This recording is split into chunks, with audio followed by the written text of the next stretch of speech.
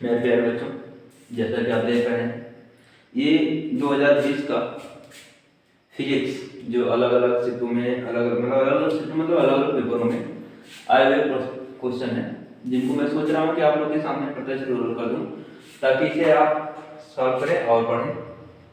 और वीडियो अच्छी लगे तो उसको शेयर और सब्सक्राइब दोनों करिएगा। ये आपके आगामी एग्जाम के लिए बहुत ही फायदा करेगा। जैसा देखिए, मैं पहले क्वेश्चन की बात कर लेता हूँ। लिखा क्या है कि एक अवतल लेंस द्वारा किसी वस्तु का प्रतिबिंब बना होता है, या एक अवतल लेंस द्वारा किसी वस्तु का प्रतिबिंब बनाया जाता है। तो अवतल लेंस जो होता है, दो चीज ध्यान रखिएगा। एक होता है अवतल लेंस,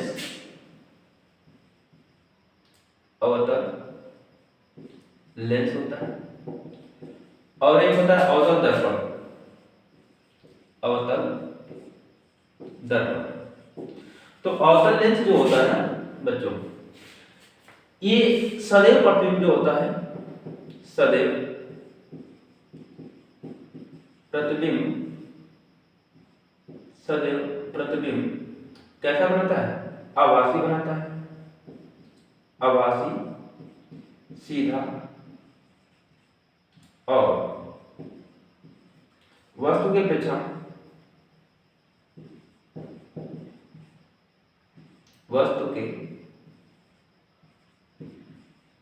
अपेक्षा छोटा प्रतिबिंब बनाता है।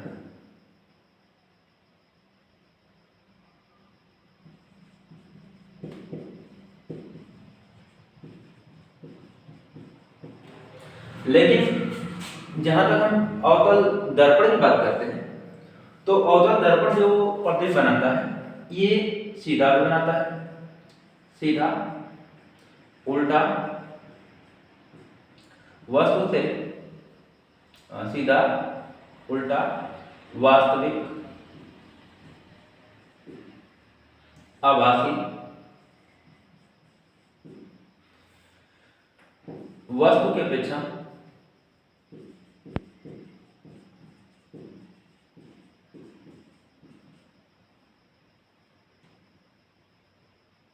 या वस्तु से बड़ा और छोटा प्रतिबिंब बनाता है। ध्यान दीजिएगा, जैसे हम दोनों के बारे में बता दिया, दोनों बारे में ये बता दिया कि जो अवतल लेंस बनाता है, ये अवतल लेंस सदैव ही प्रतिबिंब जो बनाता है वह कैसा बनाता है? आभासी, सीधा और वस्तु की अपेक्षा छोटा बनाता है। लेकिन जो अवतल दर्पण होता है, ये जो प्रतिबिंब बनाता है, सीधा भी बना सकता है, उल्टा भी बना सकता है, वास्तविक भी बना सकता है और आभासी भी बना सकता है। ठीक है, वस्तु से छोटा भी बनाता है, वस्तु से बड़ा बनाता है। ये तो उस पर डिपेंड करता है कि कंडीशन क्या होती है, वस्तु रखी कहाँ जाती है। तो मैं थोड़ा सा आपको हिंट दे देता हूँ, ठीक है? ज्यादा तो नहीं बताऊंगा यहाँ पर, तो ज्यादा बताऊंगा तो फिर वीडियो बहुत बड़ी हो जाएगी, इसलिए हम थोड़ा सा हिंट दे देते हैं आपको, ठीक है? जैसे देखिए, ये आपका कौन सा दर्पण है? अवतल दर्पण है। अवतल दर्पण जब जो प्रतिबिंब बनाया जाएगा, यहाँ पर क्या होता है? यह होता है। यहाँ पर क्या होता है? सी होता है, जिसे हम वक्रता केंद्र कहते हैं। सी होता है, जिसे हम वक्रता केंद्र कहते हैं। और इसकी 6 कंडीशन होती हैं। पहली कंडीशन समझिएगा, वस्तु कहाँ रखी हो? अनंत पर रखी हो। जब वस्तु अनंत पर रखी होती है तो उसका प्रतिबिंब कहाँ बनता है? मुख्य फोकस पर। यानी पहली कंडीशन कहाँ होती है? अनंत पर। उसका प्रतिबिंब बनता है मुख्य फोकस पर। दूसरी कंडीशन हम कहाँ रखते हैं? अनंत और वक्रता केंद्र के बीच में, अनंत और वक्रता केंद्र के बीच में, तो उसका प्रतिबिंब बनता है मुख्य फोकस और प्रकाशित केंद्र के बीच में। तीसरी कंडीशन हम बताते हैं, यहाँ पर रखते हैं, कहाँ पर? वक्रता केंद्र पर। तो इसका प्रतिबिंब बनता है वक्रता केंद्र पर ही बनता है, लेकिन वस्तु के बराबर बनता है। चौथी कंडीशन हम रखते हैं कहाँ? चौथी कंडीशन हम रख देते हैं वक्रता केंद्र और मुख्य फोकस के बीच में, तो इसका प्रतिबिंब कहाँ बनता है? वक्रता केंद्र और अनंत के बीच में। पांचवी कंडीशन जो हम रखते हैं कहाँ? मुख्य फोकस पर इसका प्रतिबिंब बनता है अनंत पर। और लास्ट कंडीशन जो हम रखते हैं बच्चों, कहाँ रखते हैं, छठी कंडीशन, मुख्य फोकस और दर्पण के ध्रुव के बीच में रखते हैं। तो उस कंडीशन में इसका प्रतिबिंब कैसा बनता है, इसका प्रतिबिंब बनता है सीधा बनता है। क्या बनता है, सीधा, सीधा आभासी, आभासी वस्तु से बड़ा प्रतिबिंब बनता है, बड़ा बनता है। तो आपने देखा कि यहां से यहां तक, यहां तो बहुत छोटा बना, यहां पर ऐसे कंडीशन में यहां पर कैसा बनता है, छोटा प्रतिबिंब बनता है। कैसा प्रतिबिंब बनता है, छोटा। कब, जब वस्तु अनंत पर रखी हो और वस्तु अनंत और प्रकाशित केंद्र के बीच में रखी हो। तो दोनों ही कंडीशनों में प्रतिबिंब कैसा बनता है, छोटा बनता है। जब वस्तु प्रकाशित केंद्र वक्रता केंद्र पर रखी हो तो उस कंडीशन में जो प्रतिबिंब वस्तु के बराबर बनता है।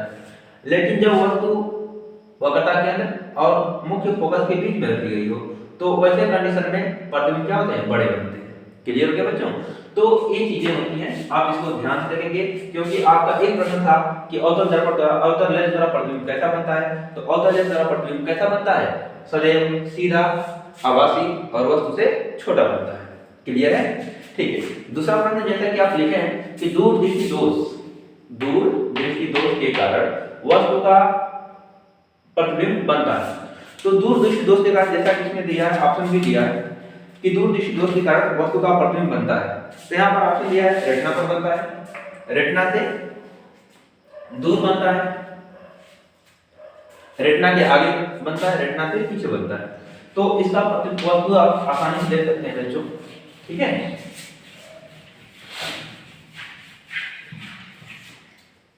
देखो जो इसका प्रतिबिंब बनता है तो सदैव आप ये समझिएगा दूर दृष्टि दोष है। दूर का मतलब ये समझिएगा, दूर का मतलब कि रेटिना से क्या होता है, दूर, रेटिना से दूर बनता है। यदि करें तो रेटिना से दूर का मतलब यदि हमारी रेटिना यहाँ पर है, यहाँ पर प्रतिबिंब बनना चाहिए तो यहाँ पर ना बनकर रेटिना से दूर होने का मतलब यह है कि नेत्र से क्या होता है, दूर बनता है, लेंस से दूर बनता है। क्लियर है? यदि निकट दृष्टि दोष की बात की जाएगी तो निकट दृष्टि दोष में रेटिना से पहले बन जाता है, यानी नेत्र लेंस के पास बनता है। नेत्र लेंस के पास बनता है कब, जब वस्तु कहाँ रखी हो, यानी निकट दृष्टि दोष में। लेकिन दूर दृष्टि की बात करते हैं तो उस समय रेटिना से क्या बनता है, दूर बनता है। क्लियर हो गया? नेक्स्ट क्वेश्चन देखते हैं। कह रहा है कि अवतल लेंस के सामने रखी किसी वस्तु का प्रतिबिंब उसी लेंस से वस्तु की अपेक्षा 3 गुनी दूरी पर बनता है तो प्रतिबिंब का आवर्धन होगा। बच्चों इसको थोड़ा सा ये न्यूमेरिकल टाइप है तो दिया गया ऐसे ही, लेकिन यह है न्यूमेरिकल टाइप। इसको देखेंगे कैसे न्यूमेरिकल टाइप और लगेगा, इसको थोड़ा सा ध्यान दीजिए क्योंकि आप जानते हैं कि आवर्धन को हम क्या करते हैं, यम से प्रदर्शित करते हैं। और आवर्धन बराबर क्या होता है, ठीक है, height of image upon height of object, यानी वस्तु की लंबाई तथा प्रतिबिंब की लंबाई को हम क्या कहते हैं, आवर्धन क्षमता कहते हैं, जिसे यम से प्रदर्शित करते हैं। तो यहाँ पर आप जानते ही हैं इसे एच आई अपॉन क्या होता है, एच ओ, और यही बराबर होता है दर्पण के लिए, क्योंकि लेंस है तो इसके लिए क्या होता है, बी अपॉन यू होता है। लेकिन दर्पण की जब हम बात करेंगे तो यहाँ पर माइनस लग जाता है। खैर दर्पण नहीं है इसलिए हम यहाँ पर माइनस नहीं लगाएंगे। ठीक है, यह क्या कह रहा है, यहाँ पर कह रहा है कि जो लेंस के सामने रखी वस्तु का प्रतिबिंब उसी लेंस से वस्तु की अपेक्षा 3 गुनी पर बनता है। यानी इसका मतलब यह है कि जो वस्तु है u दूरी पर रखी गई है और उसका जो प्रतिबिंब बन रहा है v का मान वो क्या 3u बन रहा है। तो दोनों ही कंडीशन में हम इसका यूज करेंगे, यानी यम हम यूज करेंगे m equal to v minus v upon u का। और यहाँ देखेंगे तो यम इक्वल टू कितना होगा, v का मान दिया है 3u तो हम रख देंगे 3u अपॉन u का मान u ही है, u से u कट जाएगा तो यम इक्वल टू क्या आ जाएगा 3। यम इक्वल टू 3 का मतलब 3 का मतलब क्या हो जाएगा, 3 गुना प्रतिबिंब बनता है। कितना प्रतिबिंब बनेगा, 3 गुना। क्लियर हो गया? ठीक है, नेक्स्ट क्वेश्चन देखते हैं। कह रहा है कि बिजली के बल्ब का तंतु फिलामेंट बना होता है। तो प्यारे बच्चों आप यह अच्छी तरह जानते हैं कि जो बिजली का बल्ब होता है, जो आज तो इसमें एलईडी है लेकिन एलईडी के पहले जो पीला वाला बल्ब होता था उसकी बात कर रहा है। तो उसमें जो फिलामेंट होता है वो फिलामेंट किसका होता है, टंगस्टन का होता है। किसका होता है, टंगस्टन का होता है। आराम से आप देख सकते हैं टंगस्टन। वो किसका होता है, टंगस्टन का बना होता है। ठीक है, यहाँ पर कई ऑप्शन दिया था, नाइक्रोम दिया था। हाँ, तो नाइक्रोम जो होता है ना, नाइक्रोम में जो हीटर होता है, हीटर का ताप नाइक्रोम का बना होता है। हीटर का ताप किसका होता है, नाइक्रोम का बना होता है। ठीक है, नाइक्रोम जो हीटर होता है उसका तार क्या होता है, नाइक्रोम का बना होता है। ठीक है, लेकिन जबकि टंगस्टन जो होता है, ठीक है, टंगस्टन यह विद्युत का जो विद्युत बल्ब होता है उसका फिलामेंट बना होता है। ठीक है, नेक्स्ट क्वेश्चन देखते हैं। नेक्स्ट क्वेश्चन ध्यान से देखेंगे, ये न्यूमेरिकल है और अभी तक जो हमने किया था ये सभी क्वेश्चन कितने नंबर थे, एक एक नंबर के थे। लेकिन अब जो आते हैं ये नंबर 2 नंबर का क्वेश्चन है, ध्यान से देखेंगे। और ये चीजें होती हैं, कभी कभी ऐसा भी होता है ना बच्चों कि पेपर रिपीटेड हो जाते हैं, तो ऐसे कंडीशनों में हम उनको थोड़ा सा ध्यान देंगे विशेष तौर से, तो ज्यादा बेहतर होगा। ठीक है, और अच्छे भी क्वेश्चन है। देखिए क्या करा है, निम्नलिखित चित्र में, ओह सॉरी चित्र नहीं बनाए हैं, लेकिन अभी हम बना देते हैं। ठीक है, निम्नलिखित चित्र में दर्शाए अनुसार एक प्रकाश किरण माध्यम ए से माध्यम बी में प्रवेश करती है। चित्र देखकर बताइए कि कौन सा माध्यम अधिक सघन है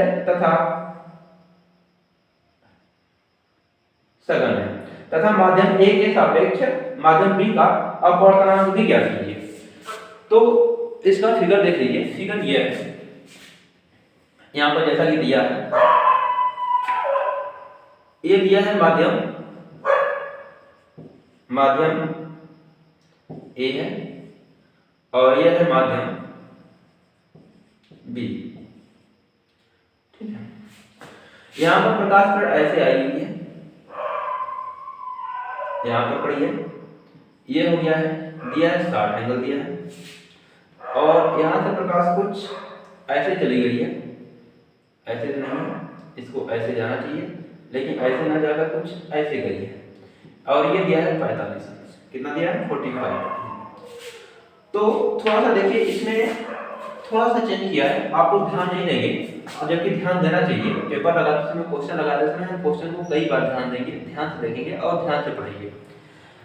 ये एंगल आप जानते हैं कि यहां से यहां तक, यानी ये होता है अभिलंब होता है, क्या होता है, अभिलंब, और यह होती है आपतित किरण।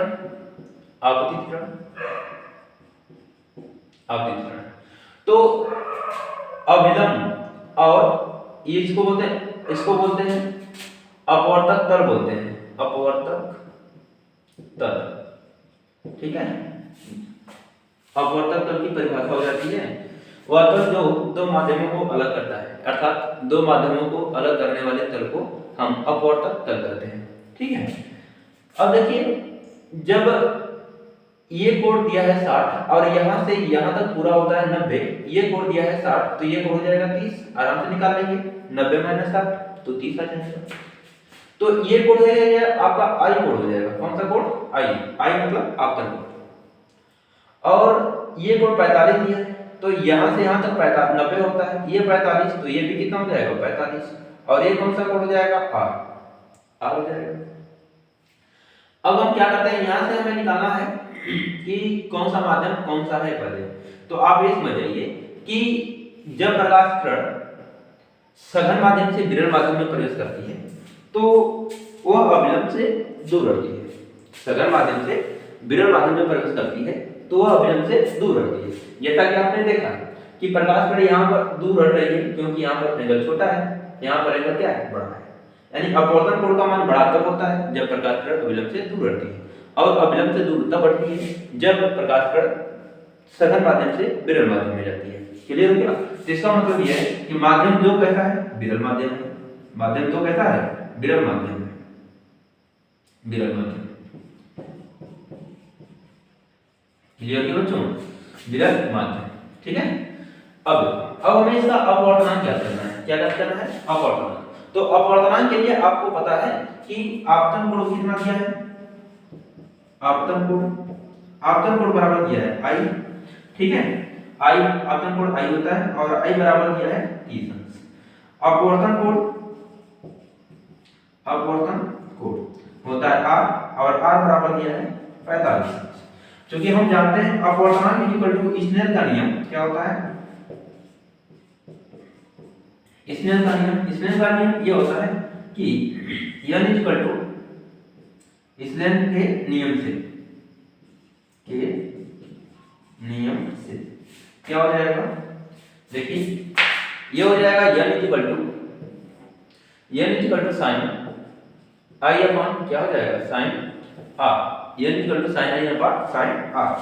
सबका मान रख दीजिए, n का मान क्या साइन i का मान 30 है तो हो जाएगा साइन 30 और साइन r इस r का मान क्या है 45 का, तो ये हो जाएगा साइन 45।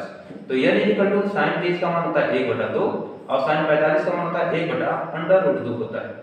यहाँ से इसको सॉल्व करेंगे इधर चला जाएगा और ये ऊपर चला जाएगा, तो n इक्वल टू हो जाएगा कितना √2/2।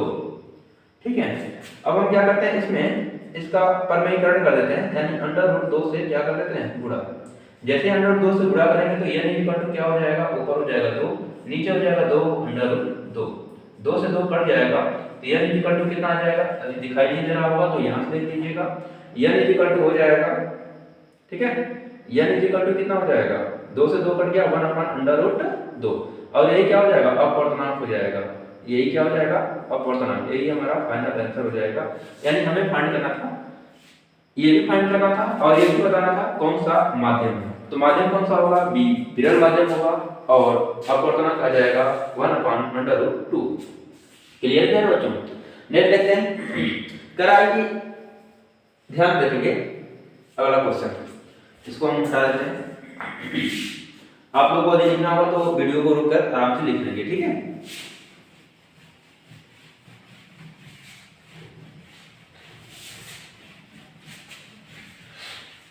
और बच्चों जिस भी टॉपिक में आपको थोड़ा भी दिक्कत होगी, यानी आपको ऐसा लगता है कि आपको वो टॉपिक टफ लग रही है, तो हमें कमेंट में जरूर बता दीजिएगा, हम उसको अगली बार उसी पर वीडियो बना लेंगे, ठीक है। और मैं सोच रहा हूँ कि आपके लिए कुछ किया जाएगा। चलिए नेक्स्ट देखते हैं क्वेश्चन नंबर बी, यानी 2 का जो बी है वो कह रहा है कि किसी निकट दृष्टि दोष से पीड़ित व्यक्ति का दूरबिंदु नेत्र के सामने 80 सेंटीमीटर पर। तो मेरे बच्चों ध्यान से देखिएगा कि निकट दृष्टि दोष पहले क्या होता है ये समझ जाइएगा। तो निकट दृष्टि दोष यानी वह दोष जिससे पीड़ित व्यक्ति को निकट की वस्तुएं तो स्पष्ट दिखाई देती हैं लेकिन दूर की वस्तुएं नहीं दिखाई देती है। निकट की वस्तु क्या होती है स्पष्ट दिखाई देती है, दूर की वस्तु नहीं दिखाई देती है, उसे हम क्या कहते हैं निकट दृष्टि दोष कहते हैं, ठीक है। तो इसमें निकट की वस्तु दिखाई देती है, दूर की वस्तु नहीं दिखाई देती है। तो पहले आप ये समझ जाइएगा हल्के से कि यहाँ पर आपका नेत्र है, यानी यहाँ पर आप हैं और यहाँ से कुछ दूरी पर अर्थात यहाँ तक आप देख पा रहे हैं। तो अच्छा दूर बिंदु क्या होता है ये भी समझ जाइए। दूर बिंदु वह बिंदु होता है जिसके द्वारा, यानी हम दूर बिंदु की जब बात करते हैं तो हम अपने नेत्र के द्वारा जितनी दूरी तक देख पाएंगे वह क्या होता है दूर बिंदु होता है। तो ये कह रहा है कि यह अपने नेत्र से 80 सेंटीमीटर की दूरी पर देख पाता है, 80 सेंटीमीटर तक दूरी तक देखता है, तो इसका मतलब यह दूर बिंदु यहाँ हो जाएगा। और फिर क्या कर रहा है इस दोष के संशोधित करने के लिए आवश्यक लेंस की प्रकृति और क्षमता ज्ञात कीजिए। तो इसमें दूर भी करना है, जब इसे दूर करने का मतलब इसे हम दूर कब कर सकते हैं इसे बताइए कि जब हम 80 सेंटीमीटर दूरी तक ही देख पा रहे हैं। जब एक्चुअली हमें देखना क्या चाहिए, हमें देखना चाहिए दूरी बहुत दूरी तक यानी अनंत तक देखना चाहिए। जब हमें अनंत की वस्तुएं दिखाई देने लगे तो इसका मतलब ये हो जाता है कि हमारे आंख में कोई दोष नहीं है, तो हम उसी को देखने का प्रयास करते हैं। यहाँ पर देखिए जब इस व्यक्ति को 80 सेंटीमीटर तक दिखाई देती है और इसे दूर की वस्तु यानी अनंत की वस्तु देखना होता है तो हम u का मान यहाँ पर क्या रखेंगे अनंत रखेंगे, ठीक है, और अनंत नहीं माइनस अनंत रखेंगे क्योंकि u का मान सदैव क्या होता है माइनस होता है। और उसका प्रतिबिंब जो अनंत पर है उसका प्रतिबिंब कहाँ पर बन जाता है 80 सेंटीमीटर पर बनेगा जहां तक हम देख पाते हैं। तो उसका प्रतिबिंब जब 80 सेंटीमीटर पर बन जाएगा तो वो वस्तु हमें दिखाई देने लगेगी। इसका मतलब v कितना हो जाएगा 80 सेंटीमीटर हो जाएगा, कितना हो जाएगा 80 सेंटीमीटर। बस जब दो चीजें आ गई क्योंकि यह नेत्र के सामने इसलिए माइनस रहेगा। जब दोनों चीजें आ गई तो हम तुरंत क्या निकाल लेंगे, हम तुरंत निकाल लेंगे f का मान। और हम जानते हैं लेंथ के लिए f का मान क्या होता है, 1/f = 1/v माइनस 1/u होता है। क्लियर है? बस इसका मान सभी का रख दीजिए, 1/f क्या हो जाएगा, 1/v यानी 80 माइनस 80, और ये हो जाएगा क्या, माइनस 1/∞।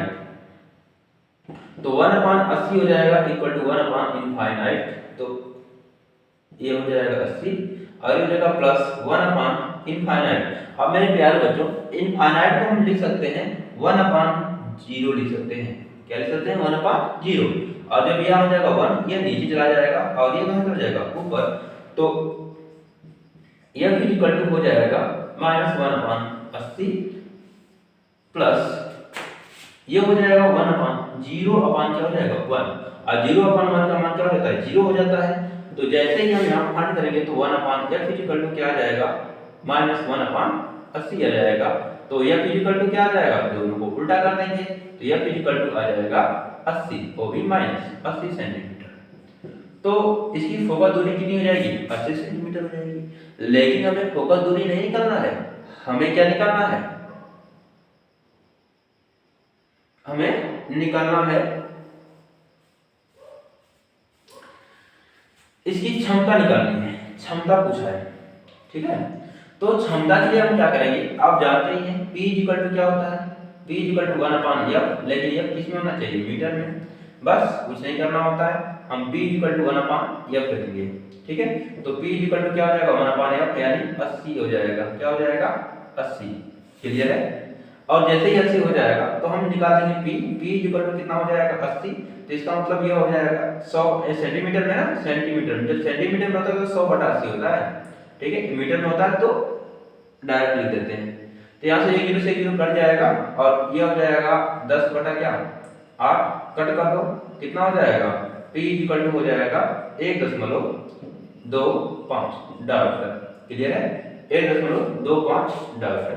क्लियर है, क्योंकि आप जानते ही है कि नेत्र की जो मतलब आंख की जो क्षमता होती है, यानी जो देखने की क्षमता होती है, वो किस में होती है, डायमीटर में होती है। ठीक है, यहाँ से तक हो गया। अब देखो एक चीज समझ जाइएगा, ये जो निकट दृष्टि दोष है, कौन सा दोष है, निकट दृष्टि दोष। और निकट दृष्टि दोष के निवारण हेतु हम किसका लेंस का, अवतल लेंस का प्रयोग करते हैं। किसका करते हैं, अवतल लेंस का प्रयोग करते हैं। तो निकट दृष्टि दोष के निवारण हेतु हम अवतल लेंस का प्रयोग करते हैं। और आपको थोड़ा भी कंफ्यूजन हो तो एक चीज, मतलब ये बहुत कंफ्यूजन भी होता है किस लेंस का प्रयोग करते हैं, तो इसके लिए आप एक चीज याद करिएगा, नाडु। क्या याद करिएगा, नाडु। नाडु का मतलब यह होता है ना से निकट दृष्टि दोष, अ से अवतल लेंस। यानी निकट दृष्टि दोष के हेतु, यानी निकट दृष्टि दोष के संशोधन हेतु हम किस लेंस का प्रयोग करेंगे, अवतल लेंस का। दूर दृष्टि दोष के संशोधन हेतु हम उत्तल लेंस का प्रयोग करेंगे। ठीक है, इसलिए आप आसानी से अच्छी तरह से याद कर लीजिएगा नाडु को। नाडु को हमेशा याद रखिएगा तो आपको थोड़ा भी दिक्कत नहीं होगी, आप आसानी से क्या कर लेंगे, ज्ञात कर लेंगे। जब भी आपको दिक्कत हो कि निकट दृष्टि दोष हेतु निवारण हेतु हम कौन सा लेंस लगाएंगे, तो अवतल लेंस लगाएंगे, क्योंकि ना में ना n ए आता है, n से निकट दृष्टि दोष और अ से अवतल लेंस हो जाता है, डी से दूर दृष्टि दोष, उ से उत्तल लेंस हो जाता है। क्लियर हो गया? ठीक है, तो आप आसानी से इसको लगा सकते हैं। अच्छा, अवतल लेंस जो होता है, अवतल लेंस को हम क्या करते हैं, एक ऐसा, चलो ठीक है जान दो। ठीक है, चलिए आगे चलते हैं। ठीक है, आसानी से कर लेंगे। यह आपका 2 नंबर का प्रश्न था। ठीक है, एक देखिए, तारे टिमटिमाते नजर आते हैं। क्या आते हैं, पहला क्वेश्चन है, तारे टिमटिमाते नजर आते हैं। तो इसे हम देखते हैं, तारे आपको टिमटिमाते क्यों नजर आते हैं। देखिए, जनरली पूछ लिया तारे आपको टिमटिमाते नजर आते हैं तो क्यों, तो इसका मतलब ये हो जाता है कि अपवर्तन के कारण। क्यों होता है, अपवर्तन के कारण। ठीक है, लेकिन हम 2 नंबर में तो केवल अपवर्तन लिखकर छोड़ नहीं देंगे, तो इसके साथ हमें कुछ और लिखना होता है। और कुछ और क्या लिखना होता है, ध्यान से देखेंगे तो देखिए बच्चों, ये थोड़ा सा क्या होता है, मेरी पृथ्वी है और पृथ्वी से तारे क्या होते हैं, बहुत दूरी पर होते हैं। तारे बहुत दूरी पर होते हैं। तो जब तारों से प्रकाश, अच्छा बीच में क्या होती है, बीच में वायुमंडल होती है, यानी एयर वगैरह कर जाते हैं। तो होता क्या है कि कभी कभी माध्यम में जब एयर होती है, तो एयर कहीं सघन हो जाती है, कहीं बिरल हो जाती है, क्योंकि एयर तो प्रवाहशील है, हमेशा बहती रहती है। इसका कभी क्या होता है कि एयर कभी पास हो जाती है और जब दबाव कम हो जाता है तो दूर हो जाती है। तो ऐसे कंडीशनों में जब ये पास हो जाती है, क्या होती है, एयर पास हो जाती है, तो उस समय प्रकाश जब आती है तो उसका अपवर्तन क्या होता है, ज्यादा हो जाता है। क्योंकि आप जानते हैं कि जब प्रकाश किरण सघन माध्यम से विरल माध्यम में जाती है तो वह विलंब के तरफ झुक जाती है। तो स्वाभाविक सी बात है, यहाँ पर आएगा तो ये प्रकाश किरण ऐसे लग जाएगी और विलंब की तरफ झुक जाएगी। क्लियर हो गया। लेकिन और यह कंडीशन तो हमेशा तो बनी नहीं जाती है, कभी कभी विरल भी हो जाती है, और जब विरल जाती है तो यह अविलंब की तरफ कम झुकेगी। ठीक है, अविलंब की तरफ कम झुकेगी, जब सघन जाएगी तो अविलंब की तरफ ज्यादा झुकेगी। इन दोनों ही कंडीशनों में जब हमारे पास हम यहाँ पर रहते हैं तो हमारे पास कभी प्रकाश आता है, कभी नहीं आता है, कभी आता है, कभी नहीं आता है। तो इन दोनों ही कंडीशनों में हम किसको देख पाते हैं, तारे को टिमटिमाते नजर आते हैं। हमारे पास जब आता है तो हम देख पाते हैं, लेकिन जैसे माध्यम क्या होता है, विरल होता है तो हमसे दूर जाने लगता है तो नहीं देख पाते हैं। इस कंडीशन में क्या होता है, कभी हमें तारे दिखते हैं, कभी तारे नहीं दिखते हैं। ठीक है, तो इसका सिंपल वे में हम लिख सकते हैं, क्या लिख सकते हैं, ध्यान से देखेंगे। ठीक है, ये तो हम समझा दें, लेकिन समझाने के साथ साथ हमें क्वेश्चन लिखना होता है, इसलिए क्वेश्चन नंबर ग का आंसर क्या होगा, ध्यान से देखेंगे। यह होता है, हमें तारे ऐसे लिखेंगे, क्योंकि ऐसे लिखेंगे, ध्यान रखना, तारे पृथ्वी से बहुत दूर है, बहुत दूरी पर स्थित है,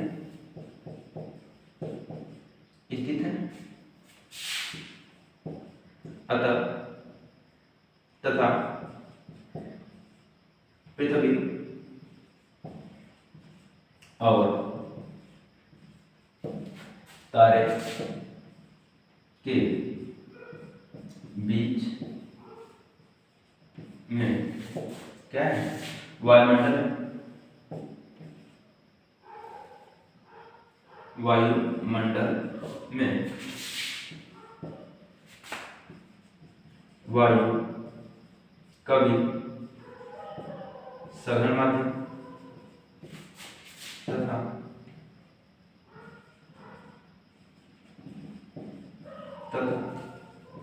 कभी विरल माध्यम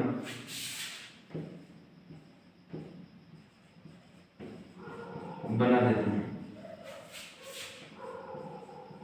जिससे प्रकाश का अपवर्तन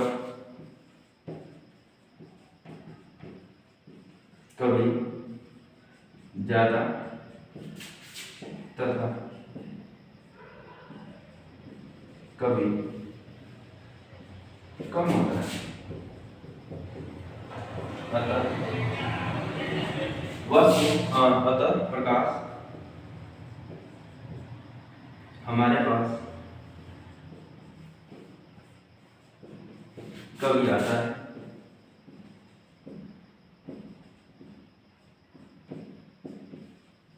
कभी नहीं आता है।